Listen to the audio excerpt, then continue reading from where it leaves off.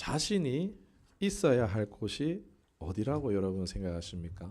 보통은 가정, 보통은 직장 또는 이제 뭐 다른 것들이 또 될 수도 있겠지만 여러분 당연하게 우리가 있어야 될 곳이 그런 곳이라고 생각하지만 한번 생각해보고 질문해보기를 원합니다. 왜 내가 거기에 있어야 한다라고 생각하십니까? 우리는 내가 가장이니까 또는 내가 학생이니까 하는 정체성 때문에 어느 곳에 있을 수 있습니다. 또는 내가 필요한 사람이다, 내가 쓸모 있는 사람이라는 것을 확인하기 위해서 자신이 있어야 할 곳을 선택하기도 합니다. 그리고 거기서 안정감이나 자기 효능감 또는 소속감, 안정이라는 심리적인 만족을 얻기 위해서 그 자리에 있습니다. 꼭 그리고 우리가 원하는 자리에만 있지는 않죠.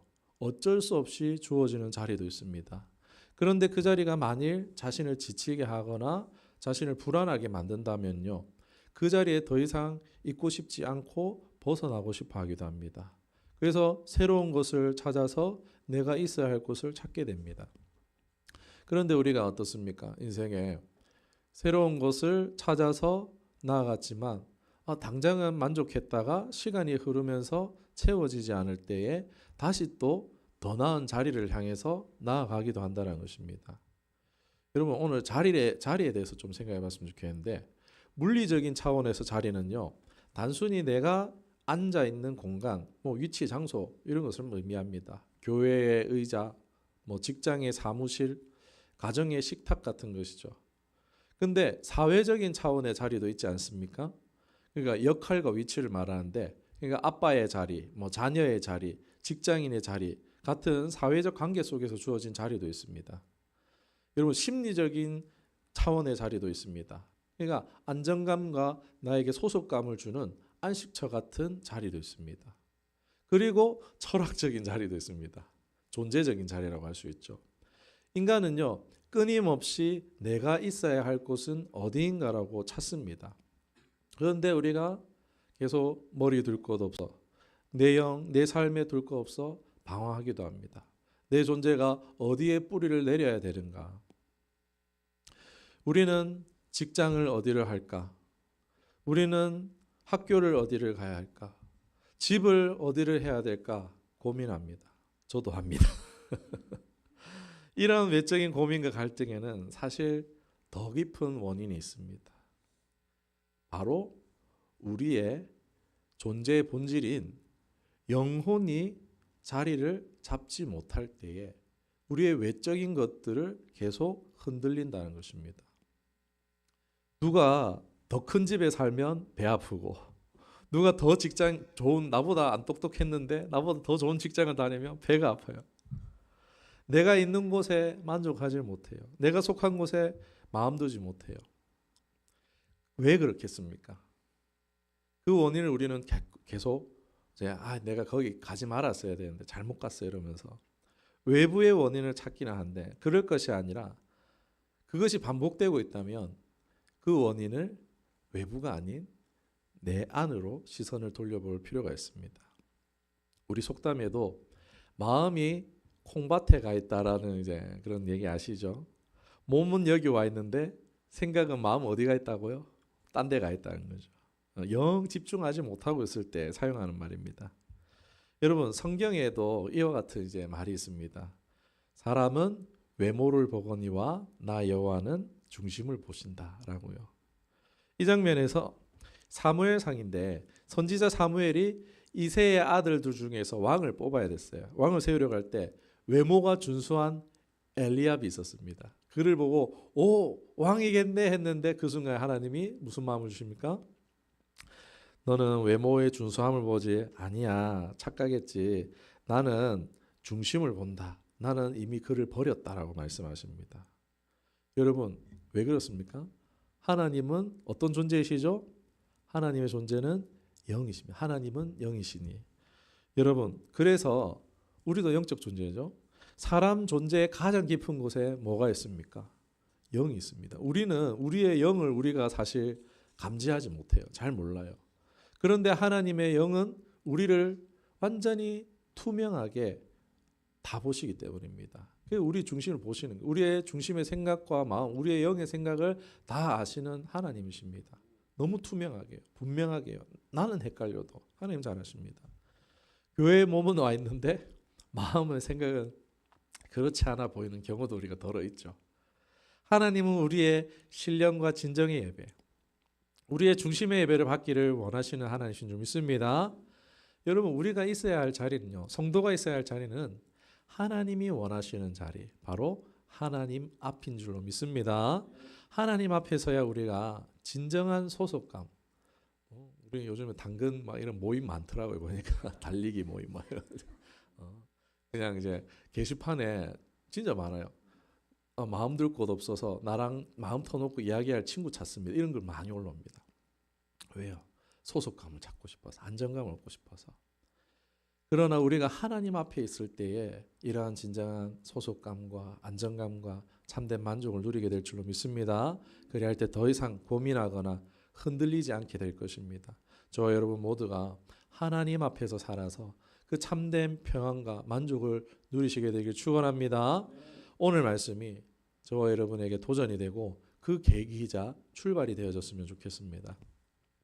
오늘 본문은 예수님의 천국 잔치 비유로 여러분 잘 아시는 말씀일 거예요. 예수님은 천국에서 하나님과 영원한 생명을 누리는 사건을 곧잘 이 잔치의 비유로 하셨어요. 제가 에덴도 잔치집이다 뭐 이러면서 자주 얘기를 드렸던 것도 기억하실 거예요. 그 잔치집인 이유는 교제할 수 있는 곳이라는 거죠. 16절에 보면은 어떤 사람이 큰 잔치를 배설하여 많은 사람을 청하였다고 합니다. 그리고 이어서 17절에 보면은 거듭 종을 보내서 이제 잔치에 참여하기를 청하는 것을 볼 수 있습니다.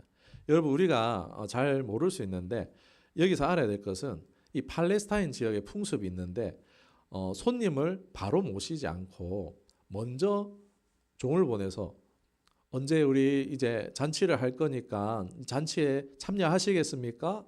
라고 해서 1차적으로 초청을 먼저 합니다. 그러면 이제 간다 안 간다 어느 정도 나오겠죠. 그리고 나서 이제 잔치를 준비한 후에 2차로 다 이제 준비가 될 때, 마무리될 때 이제 돼서 2차로 종을 보내서 통보합니다. 이제 잔치가 이제 배설이 됐으니까 오십시오라고요. 이 1차로 응했던 사람들에게 2차로 이제 준비가 다 됐으니 확정적으로 오라는 것입니다. 당시에는 시계나 뭐 전화기가 당연히 없었으니까 이제 종을 보내는 게 아주 유행했죠. 오늘 본문의 장면에서 주인이 누굴까요? 당연히 이 천국 잔치인 하나님이시죠. 그리고 종은 선지자라는 것을 어렵지 않게 생각할 수 있습니다. 그런데 우리가 18절과 20절의 내용을 한번 보십시오. 1차에 초대에 응했던 자들이에요. 16절은 1차로 초대한 거고 이제 17절은 2차로 초대한 장면입니다. 그런데 어떻게 합니까? 약속이나 한 듯이 다 거절합니다. 이유가요, 가관입니다. 밭을 샀대요. 내가 밭을 사서 밭을 보러 가야 된다. 내가 소를 샀다. 소를 시험해 보러 가야 된다. 내 장가 갔으니까 건들지 마라. 여러분, 이것은 실상 이유가 되지 않습니다. 처음에 1차로 보냈을 때 안 간다 그랬어야죠. 그죠? 지금 우리가 볼 때는 뭐 갑자기 오를 하는 줄 알았는데 갑자기가 아니에요. 1차로 먼저 초대 내가 갖게 해놓고 안 간다라고 노쇼한 상황이에요. 노쇼 요즘에 우리 잘 알죠. 성심껏 이제 준비한 주인을요 모욕하는 처사입니다. 근데 또 생각해 보면 사실 다 거짓말이에요.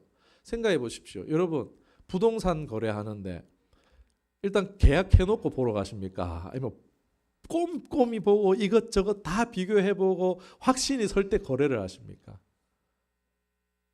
전자 아니죠. 거래하고 확인하시면 안 됩니다, 여러분. 꼼꼼히 확인하고 뭐 서류 다 확인해보고 뜯으셔야 돼요. 안 돼요. 도장 찍기 직전에도 여러분 항목 다 보셔야 돼요. 이거 제대로 작성이 됐나 이러면서. 그죠? 예. 그렇습니다. 확인해보고 부동산 거래를 합니다. 그런데 이미 거래해놓고 밭을 보러 간다? 하기 싫은 거죠. 거짓말입니다. 소도 마찬가지입니다. 여러분, 차 살 때 우리 소 아니고 차잖아요. 여러분, 보고 사야죠. 그죠?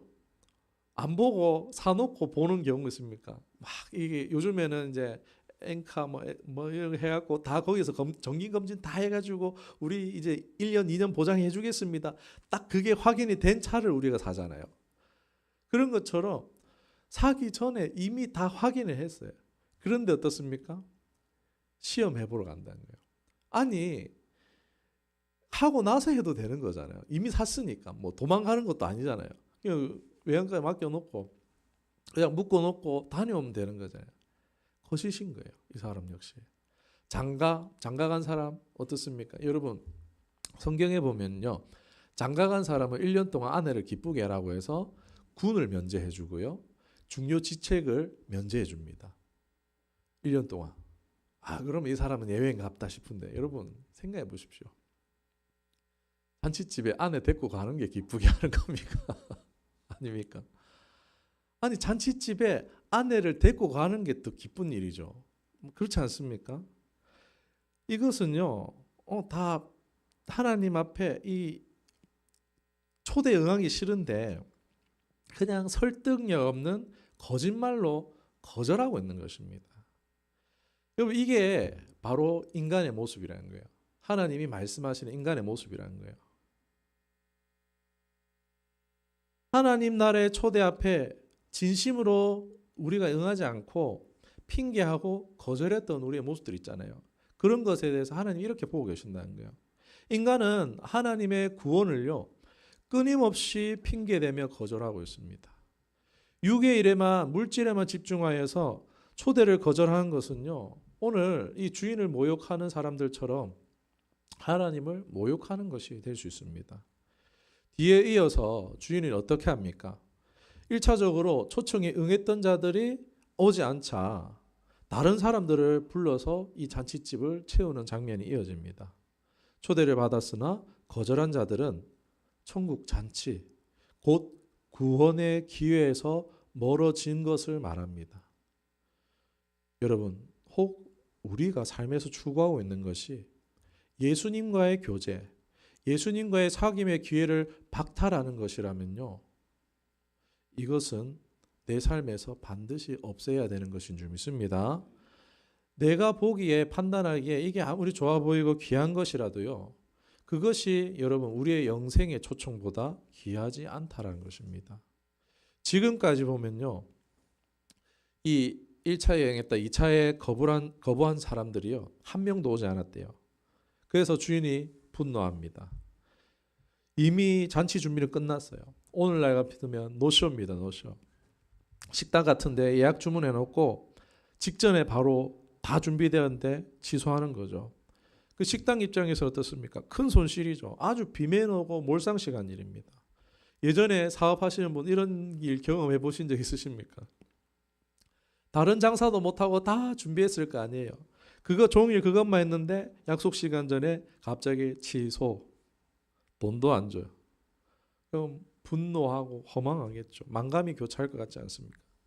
그러나 오늘날 우리의 신앙의 영역에서도 이와 같은 일이 일어나고 있습니다. 우리 삶에요. 하나님 앞에 나아가야 되는데 우리 역시 사실 잘 생각해 보면 거부가 많을 수 있다는 거예요. 직장, 가정, 재정, 건강 이런 구실들은요. 우리가 듣기에 타당합니다. 이래서 못 갑니다. 저래서 못 갑니다. 이 하나님의 초청은 인생의 가장 중요한 일이기에 여러분 우리 어떻게 해야겠습니까? 혹 우리의 삶에 차질이 생겨도 하나님의 초청에 먼저 응해야 되는 줄 믿습니다. 그게 맞잖아요. 우리의 신앙의 관점으로 봤을 때 나 자신을 보지 이게 관념으로 일단 보십시다. 그게 맞잖아요. 신앙이 우선인 거잖아요. 우리의 삶이 이 땅 어떻든지 간에. 그러나 풍성하신 하나님의 초청을 어떻게든 거부하기 위한 핑계거리를 만든다는 것입니다. 여러분, 그러면 하나님 지금 어떻게 하신다는 거예요? 그러면 그 기회는, 그 축복은, 그 은혜는 다음 사람에게 넘어갑니다. 여러분, 하나님의 일에는 공이 없습니다. 풍성하십니다. 하나님이 나를 부르실 때 하나님의 그 초청에 기회가 왔을 때 잡아야 합니다. 지나가면 안 되는 거예요. 출애굽 백성들이 가나안 땅에 앞에 섰을 때 어떻게 했습니까? 들어가기만 하면 되는데 들어가길 거부했을 때 애굽으로 돌아오고자 했을 때 몇 년이 걸립니까? 38년을 더한 40년 동안을 광야에서 유리하게 되어집니다. 그리고 다시 들어갈 기회가 오는 거예요. 사랑하는 여러분, 신앙생활을 하기 가장 좋은 때가 언제라고 여러분은 생각하십니까? 내 인생에 아무 문제도 없을 때, 평안할 때, 완전할 때, 넉넉할 때라고 생각하십니까? 아니죠. 신앙생활을 하기 좋은 날은요, 하나님을 선택하기 가장 좋은 날은요, 정해진 게 아니라 바로 오늘인 줄 믿습니다.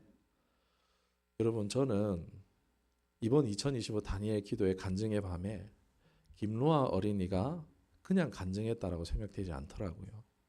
사람들은 쉽게 얘기해요. 아니, 목사님 딸이니까 그렇지. 여러분, 그렇게 생각하시는 분이 없으리라 생각합니다. 우연은 없습니다. 저는 하나님께서 뭐 개인적으로 아이에게 뭐 이런 말씀하신 것 있지만 하나 가지고 하나님은 다양한 말씀을 하세요. 저는 우리 공동체에게도 하시는 말씀이 있다고 생각합니다. 제 가정입니다. 하나님 뜻이 꼭 그렇다는 것이 아니라 이게 혹시 여러분의 마음에 불편할 수도 있지만 하나님이 말씀하실 게 있다고 봐요. 고린도전서 1장 27절 하반절에 보면 이 말씀이 있습니다. 세상의 약한 것들을 택하사 강한 것들을 부끄럽게 하시려. 2023년에 저는 제가 간증했지만 저는 그랬어요. 솔직히 올라가면서 무슨 생각이 들었냐면 내가 올라올 게 아닌데 우리 성도들이 이 자리에 올라와야 되는데 저는 그 마음이 들었어요. 그래서 저는 그때부터 계속 우리 처음교회 성도님들 중에서 이 간증의 주인공이 됐으면 좋겠다라고 오래 기도했습니다. 제가 설교 중에도 얘기 드렸습니다. 여러분 화상통화하지 마시고 현장에 와야지 받을 게 있습니다라고 말씀드렸어요. 근데 그게 제 입에서 나왔지만 제 말은 아닌 것 같아요. 가장 작은 우리 보면은 이제 가장 작은 것 같은 우리 로아가 이 말씀이 이루어진 것 같아요. 여러분 이 아이가 믿음이 대단해서 거기에 갔겠습니까? 아니겠죠. 그냥 부모님이 사역자다 보니까 없지 않아 끌려다닌 것도 있을 것입니다. 그러나 어쨌든 이 아이가 몸을 옮겨서 현장을 왔어요. 그리고 또 이번 같은 경우에는 자신도 좀 간절했어요.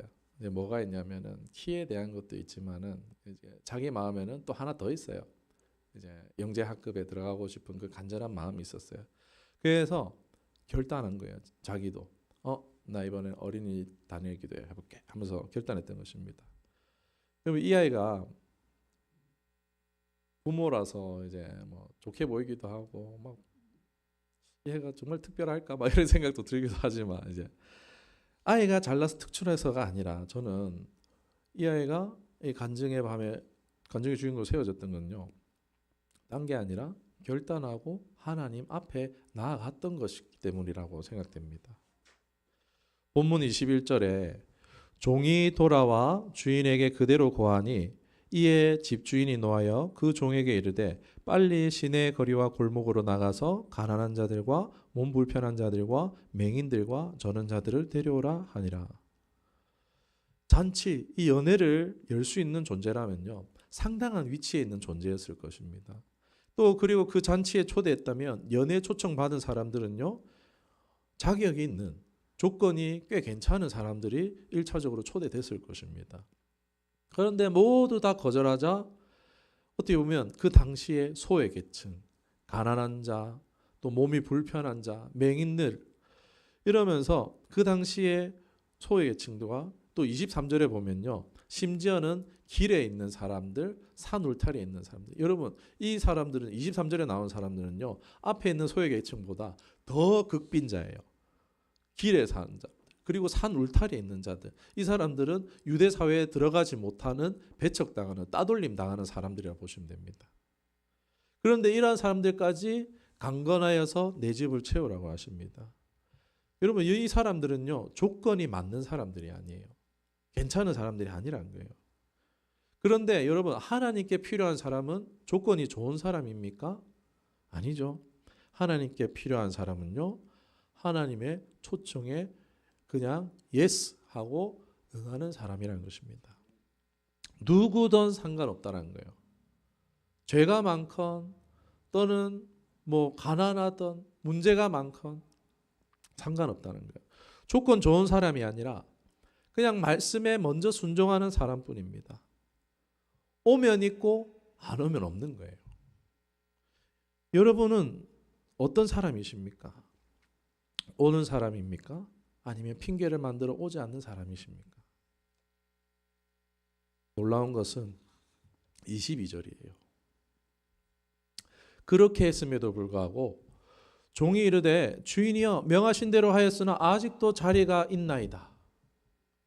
이게 놀라운 거예요. 자리가 남아 돌고 있는 거예요. 이 말인즉 많이 준비했다라는 것도 되겠지만 반대로 초청에 응하는 사람이 많지 않았다는 것입니다. 이 초청에는 아무런 자격이 없어요. 여러분 우리 예수님 믿는데 예수님을 따르는데 아무 자격이나 조건이 있습니까? 없어요. 구원의 길은 어렵지 않습니다. 쉽습니다. 그냥 나아가는 거예요. 아무 이유 없이 그냥 나아가는 거예요. 그러나 왜 적느냐? 왜 사람이 적으냐는 겁니다. 왜 자리가 차지 않느냐는 것입니다. 그 핵심은요. 가장 큰 방해와 걸림돌은 바로 나 자신이라는 것입니다. 환경이 아니라는 거예요. 내게 주어진 상황이 아니라는 겁니다. 나를 넘지 못하는 거예요. 내가 나에게 지는 거예요. 내가 나에게 속는 것입니다. 그것이 은혜의 자리로 가는 것을 막고 있다는 것입니다. 오늘 이 말씀 앞에서 우리 자신을 직면했으면 좋겠습니다. 오면 있습니다. 안 오면 없습니다. 예수님께 그분의 앞에 자리에 가면요. 예수님이 부르시는 자리로 가게 됩니다. 예수님이 세우시는 곳에 세워지게 되는 줄 믿습니다. 여러분 믿음의 조상 아브람이었죠. 그런데 아브람은 본토 아비 친척의 집을 떠났어요. 왜요? 하나님이 오라 하시니까요. 그냥 떠났어요. 여정을 통해서 시행착오는 있었지만 아브람은 아브라함이라는 열국의 아버지, 축복의 통로가 되게 하셨습니다. 실제로 아브라함은 거부가 되었고 그리고 나라의 민족의 아버지가 되게 하셨습니다. 여러분 광야의 이스라엘 백성들 구름 기둥과 불 기둥이 이끄는 대로 따라갔어요. 그 불만 불평이 있었어요, 여러분. 이 사람들도 불만 불평이 있었어요. 저 왜 따라가야 돼? 더운데. 배고픈데. 고기 먹고 싶은데. 시행착오는 있었지만 결국 가나안 땅에 나라를 세우게 됩니다. 작지만 강한 나라. 여러분 이스라엘이 얼마나 강합니까? 저 강대국 미국을 말 한마디로 좌지우지합니다. 작지만 강하잖아요. 잘 사는 나라가 됐잖아요. 우리와 같은 이 역사 속에 있는 나라가 아직 이 시대에 우리가 같이 있잖아요. 이게 증거라고 생각해요. 사랑하는 성도 여러분, 오늘 말씀을 통해 우리는 분명히 깨닫습니다. 사람이 있어야 할 자리는 세상적, 사회적, 심리적 이것보다 더 깊은 자리가 있는데 그것이 바로 하나님 앞의 자리라는 것입니다. 천국 잔치의 초청은 누구에게나 열려 있다는 거예요. 그러나 핑계로 거절하는 자는 그 자리를 잃을 수 있다는 거예요.